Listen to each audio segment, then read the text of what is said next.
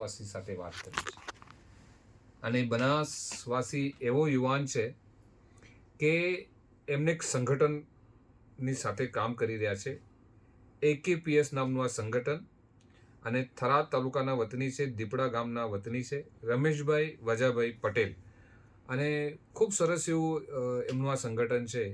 એમને મારે બિરદાવવા છે. આજે બનાસ કમ્યુનિટી રેડિયા ઘરમાં આવ્યા છે અને મારી બહુ દિવસ પહેલાં એમના જોડે મુલાકાત થઈ હતી, થરાદ ખાતે મુલાકાત થઈ હતી અને આજે યોગ આવ્યો છે અમારો, અમે એમની જોડે વાત કરી રહ્યા છે. એટલે રમેશભાઈ વજાભાઈ પટેલનું આજે સ્વાગત કરીએ, દીપડા ગામના વતની. અને ખાસ તો કે શેણલ માતાની જે કૃપા છે માંગરોળના, એ ખૂબ કૃપા છે આ સંગઠન ઉપર. આજે સમાજ છે એમનું અને એમની સંસ્થા છે એના પર ખૂબ ખૂબ આશીર્વાદ છે. રમેશભાઈ, આપનું ખૂબ ખૂબ સ્વાગત. કેમ છો? બસ મજામાં સાહેબ. જય અંબે. જય અંબે. આપનું સ્વાગત કરું બનાસ કમ્યુનિટી રેડિયોમાં. તમારો પણ ખૂબ ખૂબ આભાર કે અમને આવી જગ્યા ઉપર બોલવાનો મોકો આપ્યો છે. આપણે ગાયત્રી સ્કૂલમાં મળ્યા હતા. હા, આપણે ગાયત્રી સ્કૂલમાં મળ્યા હતા અને મને એક સચોટ યાદ છે કે આપણે ગેમ રમ્યા હતા, બહુ સોલિડ રીતે ગેમ. કિસ્મે કિતના હે ઉમંગ, હા એ આપણે રમ્યા. તમારા મિત્ર પરિવાર હતા. હા. અને મેં ત્યારે તમને વાત કરી હતી કે તમારા વિભાગમાં, પંથકમાં કોઈ એવા કલાકાર હોય કે જેને સરસ્વતીની આરાધના કરી છે, જેમને કંઈક વિશેષ પ્રવૃત્તિ કરી રહ્યા છે, તો તમે આજે ચંદ્રિકાબેનને આજે રેડિયા ઘરમાં લાવ્યા. તમારો ખૂબ આભાર. હા સાહેબ, મારો એક એમને એક તમે મને મહેશભાઈ કહો.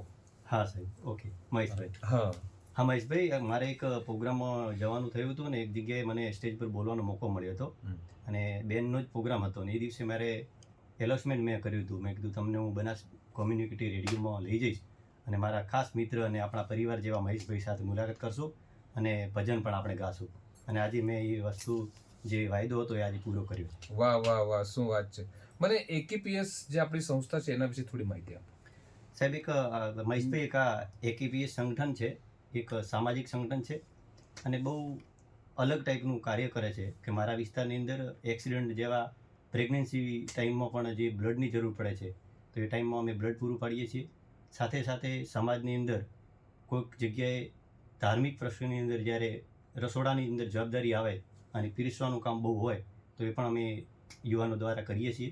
સાથે અમારા વિસ્તારની અંદર બહુ ટેકનોલોજીનો યુગ છે અને ટેકનોલોજી નથી પણ અમે આખા ગુજરાતની અંદર જ્યારે પરીક્ષાઓ આવે છે, કેમ કે અભણ મા બાપની ઓળખાણ રાજકોટ, ભાવનગર, અમદાવાદ જેવી સિટીઓમાં હોતી નથી, પણ અમે ફોનના માધ્યમથી એમના છોકરાઓને રહેવાની અને જમવાની વ્યવસ્થા પરીક્ષાના ટાઈમે કરીએ છીએ.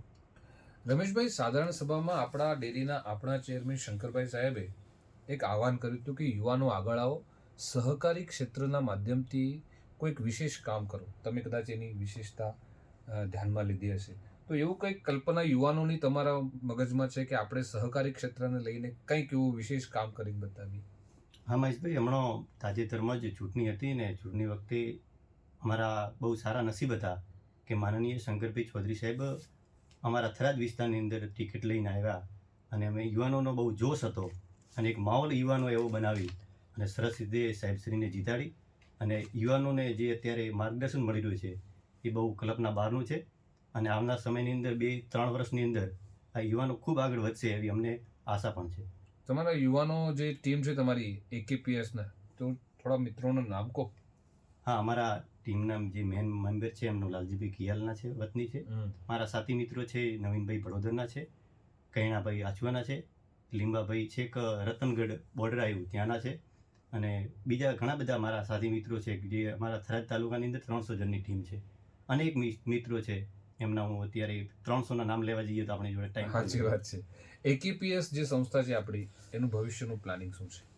ભવિષ્યનું પ્લાનિંગ એક જ છે કે આની અંદર સમાજ સેવા થાય અને એક અમારા વિસ્તારની અંદર એક સમાજ વ્યસનની અંદર બહુ લપડાયેલો છે તો વ્યસનની બહાર આવે. દાખલા તરીકે અફીણ છે, બીડી છે, એવા અનેક વ્યસનો અત્યારે ચાલી રહ્યા છે.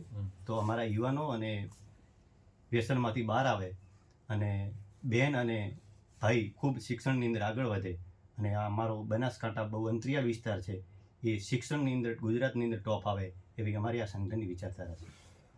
તમારી મારી જ્યારે વાત થઈ રહી છે ત્યારે તમે જે સંકલ્પ લઈ રહ્યા છો એ સંકલ્પમાં બનાસ કોમ્યુનિટી રેડિયો આપણી સાથે છે. હું બનાસ ડેરી ને બનાસ કોમ્યુનિકેશન રેડિયોનું ને ઓલ સ્ટાફનું ને આખા મેમ્બરનું જે આભાર વ્યક્ત કરું છું કે હા રમેશ, આજે તો ઠીક છે આપણે મુલાકાત થઈ છે, બાકી અનેક વખત આપણે